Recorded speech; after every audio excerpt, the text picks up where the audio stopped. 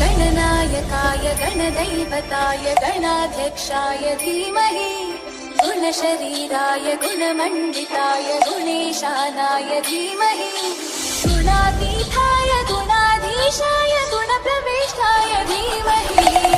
एकदन्ताय वक्रतुण्डाय गौरीतनयाय धीमहि गजेशानाय भालचन्द्राय श्रीगणेशाय धीमहि गणनायकाय गणदैवताय गणाध्यक्षाय धीमहि